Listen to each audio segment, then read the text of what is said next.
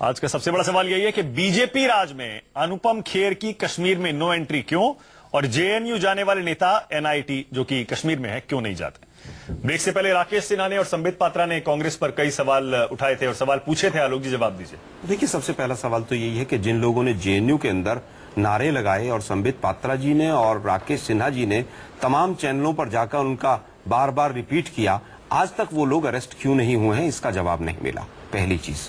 दूसरी चीज, आज ऐसे क्या हालात हो गए हैं कि आप 2 साल से वहां से सत्ता में हैं जम्मू कश्मीर में, आज हालात इतने खराब हो गए हैं वहां पर कि वहां पर जो भी छात्र हैं वो छात्र मुंह पर अपना कपड़ा बांधकर इस तरह के नारे लगा रहे हैं। दूसरा सवाल। तीसरा सवाल मेरा यह है कि अनुपम खेर जो पूरी तरह से आज एक तरह से बीजेपी के इंस्ट्रूमेंट बन गए हैं कि किस तरह से राष्ट्रवाद और तमाम जो चकलाघर इनके चल रहे हैं शब्दों के, उसको चलाया जाए, उसके किस तरह से इंस्ट्रूमेंट बन गए हैं। आज दुखद है कि आज वो वहां गए और उनको जाने नहीं दिया गया। अगर आपका राष्ट्रवाद कपटी नहीं है, आपका राष्ट्रवाद झूठा नहीं है, तो उनको जाने देते। तिरंगा में हाथ में लेके 2-3 बीजेपी के प्रवक्ता भी चले जाते साथ में। मैं समझता हूं कि बीजेपी की सरकार पूरी तरह से राष्ट्रवाद के मुद्दे को भुनाना चाहती है। जिस तरह से जुमला इनका था उस अच्छे दिन का, जिस तरह से इन्होंने तमाम पहले जुमले दिए, राष्ट्रवाद को भी राम मंदिर की तरह एक प्रोडक्ट बनाकर ये बेचना चाहते हैं और उसी दिशा में इन्होंने ये सारे कदम उठाए हैं। अपनी सरकार पूरी तरह से इनकी फेल हो गई है। वहां पर छात्र ना सुरक्षित है, छात्रों के साथ पूरी तरह से वहां पर प्रशासन भेदभाव कर रहा है। एमएचआरडी एक दिन कहती है कि मैं वहां जाऊंगी, अगले दिन नहीं जाती हैं। डिप्टी सीएम कहते हैं कि वहां के हालात सुरक्षा कारणों से मैं वहां नहीं जाऊंगा। सीएम कहती है कि बहुत छोटा सा मुद्दा है। तो मैं समझता हूं आज पूरा देश देख रहा है कि किस तरह से कपटी राष्ट्रवाद का महिमा मंडन किया जा रहा है। एक सवाल और है आलोक जी, जो राकेश जी ने भी उठाया और मेरे मन में भी है।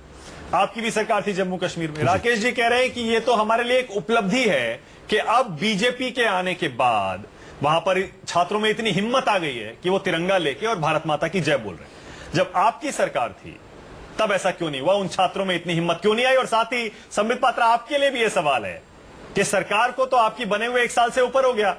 अभी आ रहा हूं आपके पास, पहले आलोक जी से जवाब ले लूं कि महबूबा मुफ्ती के आने के बाद इन छात्रों में इतनी हिम्मत क्यों आई। आलोक जी पहले आप। देखिए, मैं समझता हूं ये वहां के माहौल को खराब करने का एक प्रयास किया गया था और वहां के माहौल को खराब किया गया है। आप बात हिम्मत की कर रहे हैं, मैं ये कह रहा हूं कि 2300 में से 1500 बच्चे वहां से भागने को तैयार हैं। जब हमारी सरकार थी तो एनआईटी की स्थापना हुई, एनआईटी के कई वहां से वर्षों तक बच्चों ने पढ़ाई की और आज हालात ये हैं कि वहां पर किसी भी तरह से आप चाहते हैं कि वहां पर डिवीजन हो और ये चुनाव जब तक रहेंगे आप इस तरह के वक्तव्य देते रहेंगे। अनुपम खेर जी जब जिस समय कश्मीरी पंडितों की प्रॉब्लम चल रही थी वहां एक बार भी नहीं गए। कश्मीरी पंडितों में से एक भी वापस पिछले 2 साल में गया हो तो बता दीजिए। 1500 लोगों ने कहा कि हमें रोजगार दे दीजिए, एक भी कश्मीरी पंडित को भाई को वापस रोजगार मिला हो तो बता दीजिए। पात्रा, आप जवाब दीजिए। जब मुफ्ती मोहम्मद सईद थे इस सरकार के पहले साल में छात्रों में, एनआईटी के छात्रों में ये हिम्मत क्यों नहीं आई और ये अभी क्यों आई जब बाकी देश में ये नेशनलिज्म का कैंपेन चल रहा है। झूठा नेशनलिज्म, झूठा राष्ट्र। मैं इसका उत्तर देता हूं। पहले एक शब्द जिसको बार बार इस्तेमाल किया गया है उसके विषय में बोलना अनिवार्य है, वो है झूठा राष्ट्रवाद या छद्म राष्ट्रवाद। कपटी राष्ट्रवाद। उदाहरण देता हूं कि छद्म राष्ट्रवाद क्या है। राष्ट्रवाद का पाठ मत पढ़ाइए, आज डिबेट राष्ट्रवाद पे नहीं है।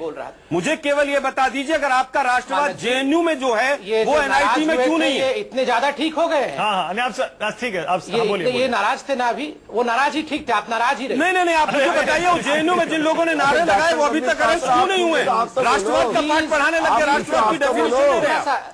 जेएनयू में जो लोग नारे लगा रहे थे वो अभी तक अरेस्ट क्यों नहीं हुए। सुनिए तो थोड़ा सा बिहेवियर सीखिए सर, थोड़ा सा बिहेवियर। सर देखिए, इस तरह की भाषा का इस्तेमाल अगर करेंगे और एंकर शांत बैठेंगे, बिहेवियर का पाठ ना पढ़ाया जाए। बैठिए, नहीं बैठना। एक सेकंड, आपको बैठना है बैठिए सर। एक सेकंड, आपसे पूछे नहीं बैठा हूँ।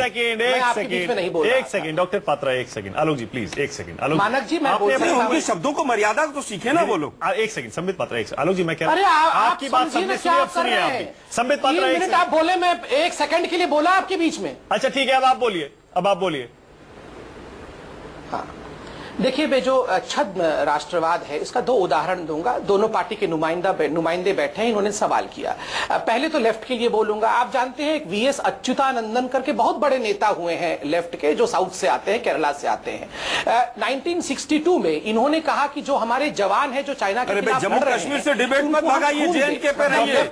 मुझे केवल ये बता दीजिए, श्यामा प्रसाद मुखर्जी ने कहा 2 विधान 2 निशान नहीं चलेंगे। सब राष्ट्रवादी है कि सत्ता की लोलुपता में आप लोग ऐसा कर रहे हैं। अरे आलोक जी एक सेकंड देखिए, मैं भी बीच में बोल सकता हूं। आलोक जी इसीलिए देखिए, फिर मैं इसीलिए कहता हूं डिबेट सारी खराब हो जाती है। जो एडवीना माउंटबेटन के कहने पर कश्मीर को बिगाड़ रहे थे वो बीच में ना बोले। अच्छा, संबित पात्रा आपने तो सुधार दिया 2 साल में। कश्मीर के हालात कितने सुधर गए, कितने सुधर गए। माउंटबेटन और नेहरू की पोल खोल दूंगा।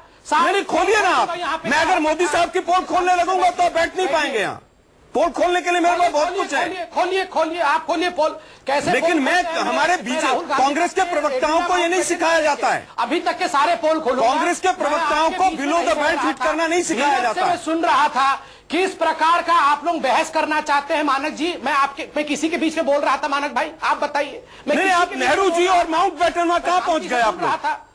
मैं बोलूंगा, पोल खोल दूंगा, मैं ये कर दूंगा। अरे तुम्हारी पोल तो खुली पड़ी है। बीजेपी की कोई पोल खोलने की कसर रह गई क्या? मुखर्जी के मर्डर की फाइनल खुलवा दो डॉक्टर संबित पात्रा। मुझे बोलने दीजिए। आपने श्यामा प्रसाद मुखर्जी के लिए आप कहते थे कि उनको फारूक अब्दुल्ला के वंशजों ने मारा, उनको सबसे पहले आपने मंत्री बनाया। फाइलों पब्लिक कर दो जैसे नहीं बनाया क्या? बहुत अच्छा बात है उसके लिए। यही बाप बेटी की सरकार थी। मुखर्जी की सबसे पहले आप लोगों ने कहा कि बाप बेटी की सरकार चल रही है वहां पर। जैसे आपने नेताजी सुभाष चंद्र बोस को पता लग जाएगा किन्होंने मरवाया उनको। प्रोफेसर आपको पता लग जाएगा कहाँ पे। नहीं, जिनको उनके हत्यारे कहते थे एनडीए सरकार ने उनको मंत्री बनाया गया। आप बात कर रहे हो उसी पे सीपीआई सीपीएम में डिवीजन हुआ। सीपीआई अरे सर एक सेकंड रुक जाए ना दिनेश जी, प्लीज एक सेकंड रुक जाए। प्रोफेसर साहब एक सेकंड रुक जाए। इतिहास को गलत कोट कर। अरे सर एक सेकंड रुक जाए। सर मुझे ऑडियो बंद करना पड़ेगा सबका। सर सुनने को तैयार ही नहीं है। सर मैं कह रहा हूं प्लीज एक बार में एक ही बोले। आलोक जी प्लीज, जो आपकी बात सबने सुनी है। आलोक जी आप भी उनकी बात तो सुनिए, क्या कहना चाह रहे हैं। मैं सबको बोलने का मौका दे रहा हूं, अपनी बात कहें, उसके बाद किसी को काउंटर करना है तो करें। डॉक्टर पात्रा आप जवाब दीजिए।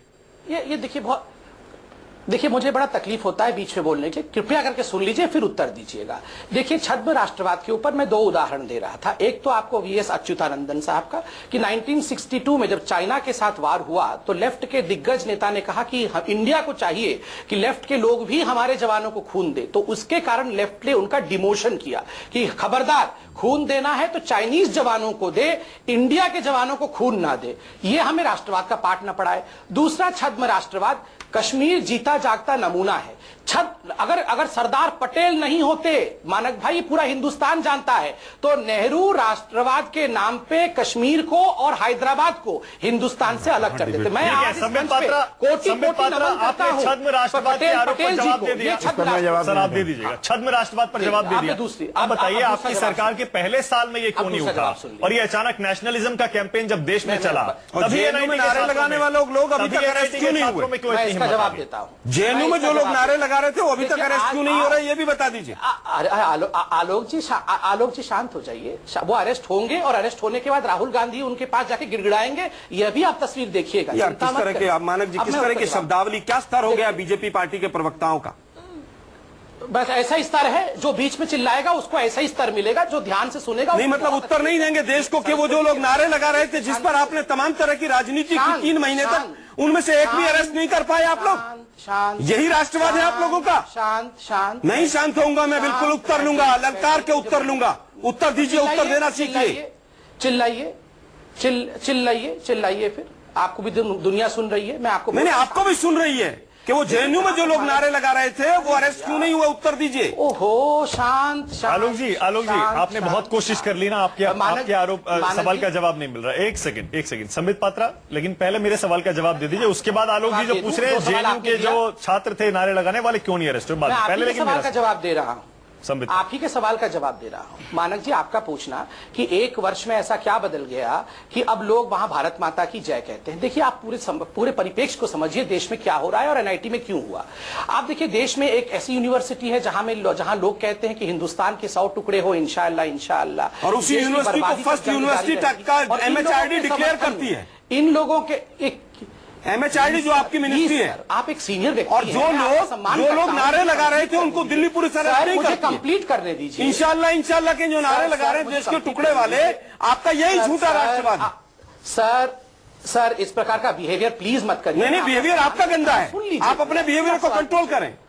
सर मैं आपका बहुत बिहेवियर गंदा हूं, तमाम गंदे प्रवक्ताओं में व्यक्ति को सबसे सुन गंदा लीजिए, है। मैं हाथ जोड़ के बोलता हूं, नहीं, हाथ मत जोड़िए, हमें नहीं बहुत जुड़वाना गंदा हूं आपसे मैं। हाथ। प्लीज सुन लीजिए, मैंने आपको सुना ना, मैं कुछ नहीं करना है, प्लीज इस प्रकार मत लड़िए, दुनिया हमें देख रही है। आप नहीं, आप जिस तरह के आप शब्दों का इस्तेमाल देखिए, करते हैं बहुत दुखद है। मानक जी, मानक जी क्या हो रहा है? ठीक है। नहीं, मानक क्या जी हो तो रहा मुझे है? तो रोक प्लीज लेंगे, बताइए आपको नहीं मानक जी। रोकेंगे। एक सेकंड सर, नहीं मैंने तो आपको भी नहीं रोका आलोक नहीं, जी, नहीं, मैं आपने इस भी अपनी प्रकार की मर्जी से लड़ाई जो नहीं कहना है करना कहा। जब आपने किसी को डिस्टर्ब आपने करना है 3 किया, मिनट मैंने तो कहा, आज किसी मैंने को नहीं रोका। मैंने सब कुछ सुन आज लिया। पहली बार ऐसा लगता है कि सुनिए इस शो ना। पे मैं लाचार महसूस कर रहा हूँ, बार बार कहने के बाद भी कि एक बार में एक आदमी नहीं, बोले, ऐसा लग रहा है कि बस सोच मानक जी, आप लाचार बिल्कुल महसूस न करें। आप दरअसल- कहेंगे तो मैं चुप हो जाऊंगा। नहीं, एक बिल्कुल सेकंड डॉक्टर नहीं पात्रा, मुझे कहूंगा। ब्रेक मगर लेना मैं है, अपनी मुझे बात ब्रेक लेना है। कंप्लीट- मुझे सिर्फ अपने दर्शकों की चिंता होती है।